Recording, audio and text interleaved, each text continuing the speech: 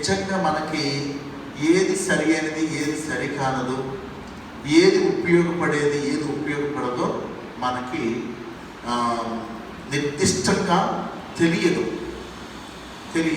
అందుగురించే ప్రభు అంటున్నాడు ఈరోజు వాక్యం ద్వారా, మీరు ఎంత చెడ్డవారై ఉండి మీ బిడ్డలకు ఏమి ఇవ్వాలో తెలిసినప్పుడు పరలోకమందున్న మీ తండ్రికి మీకు ఎప్పుడు ఏది ఇవ్వాలో తెలియదా?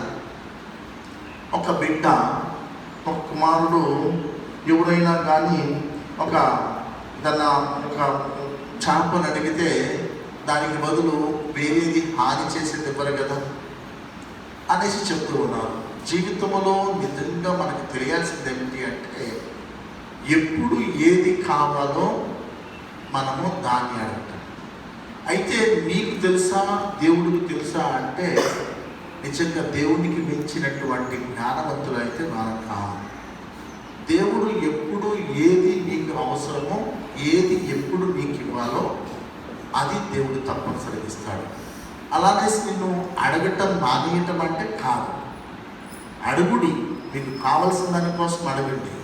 కాకపోతే ఇది ఇప్పుడు మీకు అవసరమా లేదా అన్నది ఫైనల్ డిసిషన్ ఎవరు కుదిరేయాలి? దేవుడు కుదిరేయండి. అందు గురించే పరలోక జపంలో అతి ముఖ్యంగా మనకు నేర్పించబడినటువంటి ఒక విషయం ఏమిటంటే, పరలోకమందున్న మా యొక్క తండ్రి, మీ నామం పూజింపబడాలి, మీ రాజ్యం రావాలి, మీ చిత్తము, దేవుని చిత్తం అన్నది మన జీవితాల్లో నెరవేర్చుకోవాలన్నటువంటి ఆశయము ఒక్కటిగా పెట్టుకోండి. అప్పుడు మనకి దేవుడు నిర్ణయాలు మన జీవితాల్లో నడిచినప్పుడు దేవుడు ఎప్పుడు కూడా మనకి హాని తలపెట్టే ఆలోచనలు అయితే రావు.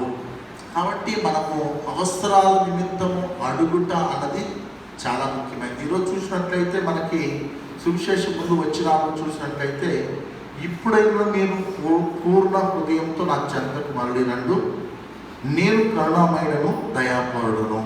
అంటే మీరు నా చెంతకు వచ్చినప్పుడు, మీరు ఏదో ఒకటి మీకు అవసరమైంది అడిగినప్పుడు నేను మీకు తప్పనిసరిగా అనుగ్రహిస్తాను.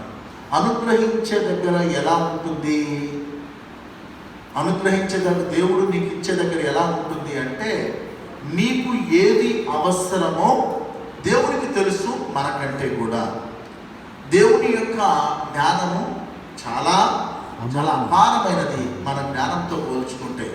అయితే ఎప్పుడు ఏది నీ కుటుంబానికి నీకు అవసరమో అది దేవుడు తప్పనిసరిగా అనుగ్రహిస్తాడు. కాబట్టి మనం అడుగుటములో నిరుత్సాహం చెందకూడదు.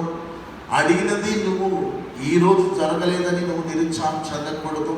మరి దేని గురించి అంటే, మన తప్పనంతా కూడా, ప్రభు నీ చిత్త ప్రకారంగా నా కుటుంబాన్ని, నా వ్యక్తిగత జీవితమును నడిపించుకునే భాగ్యము దయచేయమని. మనందరికీ తెలుసు, దేవుని చిత్తము ఒకరోజు నీకు ఏదైనా ఇవ్వలేదనుకో, ఇవ్వనంత మాత్రాన దేవుని ప్రణాళిక ఉంటుంది.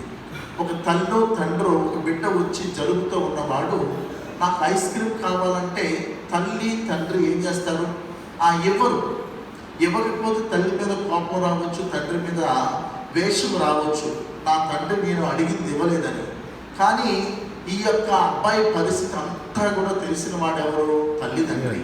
అప్పుడు ఆయన ఏమంటాడంటే, ఎందుకు నువ్వు నీ బిడ్డకి ఇది ఇవ్వలేదంటే, వాడు జలుబుతో బాధపడుతుంటే నేను ఎలా ఇస్తానండి అంటాడు. అంటే బిడ్డకు శ్రేయస్కరమైనది ఏది కాదన్నది తండ్రికి ఎక్కువ తెలుసు బిడ్డ కంటే కూడా. మనం కూడా తరచుగా క్షణికమైనటువంటి విషయాల కోసం మనం తాపత్రపడతాము. అది అవసరమా అనవసరమా అన్నది మనము దాన్ని పక్కన పెడతాము. కానీ అప్పటికిగా ఆ కోరిక నెరవేరాలి, ఈ ఆశను తీరాలి, దీని ద్వారా నేను లబ్ధి పొందాలనుకుంటాము. దానివల్ల లబ్ధి కలిగిద్దా నష్టం కలిగిద్దా అన్నది ఎవరికి తెలుసు? ఆ విషయం మీద ఆ వ్యక్తి గురించి లోతైనటువంటి జ్ఞానం కలిగిన వాడు తప్ప మరొకడు నిర్ధారించడం కుదరదు. అందు గురించి నీ జీవితంలో కొన్నిసార్లు దేవుణ్ణి అడిగినప్పుడు, అవి అనుగ్రహించినప్పుడు నిరుత్సాహం చెందకండి. అతి ముఖ్యమైనటువంటి ఆధ్యాత్మిక అవరోధం ఏమిటి అంటే నిరుత్సాహం. విశ్వాస జీవితంలో ఏంటది? నిరుత్సాహం అన్నది చాలా భయంకరమైనటువంటి విషయం అన్నమాట ఒక విశ్వాస జీవితంలో. కాబట్టి మనందరం కూడా ప్రభు మేము నిరుత్సాహం చెందకుండా నీవు నాకు దయచేయలేదు అన్నటువంటి భావముతో నేను నిరుత్సాహం చెందకుండా నీ చిత్తము నా జీవితంలో నెరవేర్చబడాలని ప్రార్థన చేసుకుంటాను.